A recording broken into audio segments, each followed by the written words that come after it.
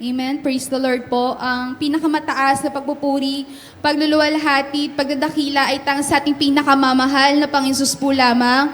At dobleng paggalang po sa ating ginagalang na beloved Pastor Will Estrada Almeda. At sa di malilimutang turot aral natin. Hallelujah. At sa di malilimutang turot aral natin ginagalang na beloved Assistant Pastor Lina C. Almeda. Hallelujah. Binabati ko rin po ng mapagpalang araw po sa ating beloved preachers, beloved instrumentalists, beloved workers, beloved brethren. Hallelujah. Pasalamatan ko po ang mahal na Panginoong Hesus sa araw na ito upang maihayag ko po ang kabutihan niya sa aming buhay. Sa mga hindi pa po nakakarinig ng aking patoto, andyan mga minamahal, 2016 po nung kami po ay nasave dito sa gawain nating pinakamamahal na Panginoong Hesus, ginamit po ang aking beloved father-in-law na yan. Andyan mga minamahal na dadalo lamang po kami bilang sa aming mga daliri, hallelujah. Dadalo lamang po kami pag may event po dito sa Dahon ng Binangonan. Andyan mga minamahal na dumadalo lamang po ako, dala lang ng pakikisama, nahihiya po ako sa aking beloved father-in-law na yan. Andyan mga minamahal na 2017 po nung na-diagnose po ako ng PCOS, yun po yung polycystic ovarian syndrome, both ovaries ko po ay may cyst. Andyan mga minamahal na sabi ng doktor sa akin ay mahihirapan na daw po akong mag-conceive or mabuntis dahil nga po sa problema ko sa aking cyst. Andyan mga minamahal na kinasabihan po ako ng father-in-law ko na idalo mo yan sa gawain ng ating pinakamamahal na Panginoong Hesus, gagaling ka. Pero andyan mga minamahal na nire-reject ko yan. Year 2018, mga minamahal, dako po kami bumisita po kami sa probinsya ng aking father-in-law. Yung mga loved ones po nila doon sinasabi, bakit hindi nyo pasundan yung panganay nyo, ang laki na. Andyan mga minamahal na sabi ko, malabo talaga. Kasi wala naman akong ibig sabihin wala akong ginagamit pero hindi ako nabubuntis. Andyan mga minamahal na niyaya po kami ng father-in-law ko na dumalo sa Dahon ng Bicol, sa Camarines Sur. Andyan mga minamahal na habang ongoing po yung gawain doon, na sumagi sa isip ko yung sinabi ng mga loved ones nila na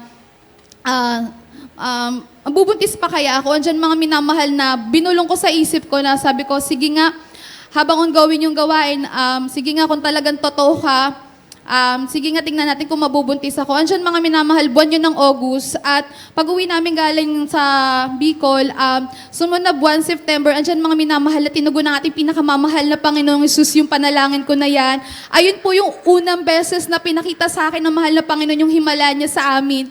Andyan mga minamahal na kahit tinugon niya yung panalangin namin, para sa isip ko, baka nagkataon lamang. Andyan mga minamahal nung 6 months na yung tiyan ko, niyaya po ulit ako ng father-in-law ko na dumalo. Sabi niya sa akin, dumalo ka para maging safe yung pagbubuntis mo at makapanganak ka ng maayos. Andyan mga minamahal nung dumalo po ako dito sa Dahon ng Binangonan, 6 months yung tiyan ko. Sa isip ko, mahal na Panginoon, mga minamahal, habang ongoing ulit yung gawain, nanalangin ulit ako, binulong ko ulit sa isip ko na sana yung magiging pangalawang baby ko is lalaki na. Kasi yung panganay ko po is babae na. So bilang tao, gusto ko po kumpleto na may babae, may lalaki. Andyan mga minamahal na 2 weeks po akong dumalo at nung nagpa-ultrasound po ako, nakita sa ultrasound na baby boy din po yung nasa loob ng tiyan ko. Ayun po yung pangalawang beses na tinugon ako ng mahal na Panginoon sa aking panalangin,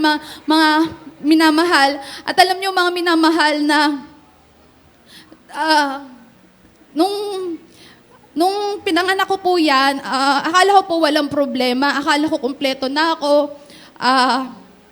Andyan mga minamahal na ginamit lang po pala siya ng mahal na Panginoong Hesus dahil pinaisip sa akin ng mahal na Panginoong Hesus, hindi po pala tao ang kukumpleto sa buhay ng tao, kundi kulang ang buhay ng tao kung wala ang mahal na Panginoong Hesus. Hallelujah. Alam niyo mga minamahal, pinanganak ko yan mga minamahal na nagtataka ako dahil yung dapat ang normal na ihi po ng sanggol ay clear. Pero siya po sobrang dilaw na para pong tsaa.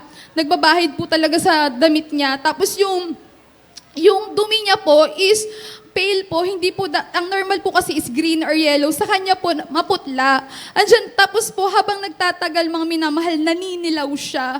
Lumalaki yung tiyan niya, yung mata niya, yung gilagid niya. Andyan, mga minamahal na, Pina-check up ko yan sa ospital, mga minamahal, at in-ultrasound po siya, kinuha na po siya ng dugo, normal yung dugo niya, walang infection, compatible yung dugo niya sa akin dahil breastfeed nga po siya. Diyan mga minamahal, nung na-ultrasound siya, nag-diagnose po siya ng biliary atresia at siya po ay hindi tinubuan ng apdo at yung bile duct niya po hindi rin daw po na-develop. Ayun po yung nagiging dahilan kung bakit nasisira yung atay niya.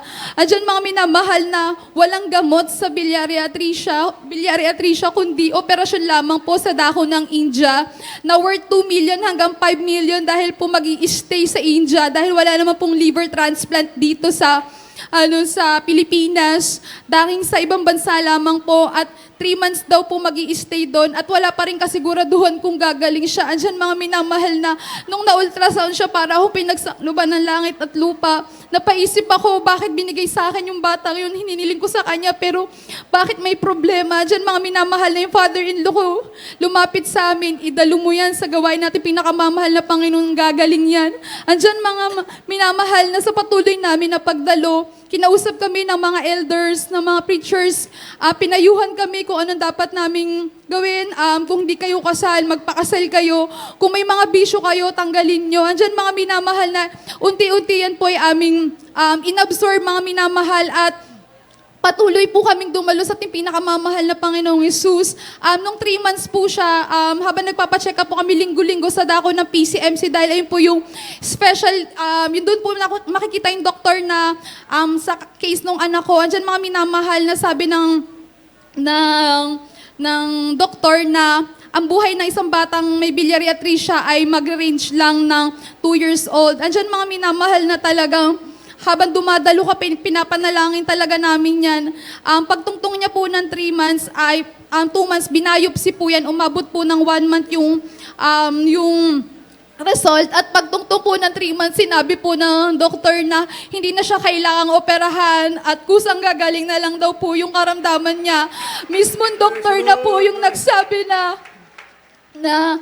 miracle baby yung anak mo. Alam niyo mga minamahal, pag umipila kami sa PCMC, andun talaga yung kagaya ng mga sakit ng aking beloved sa nayan.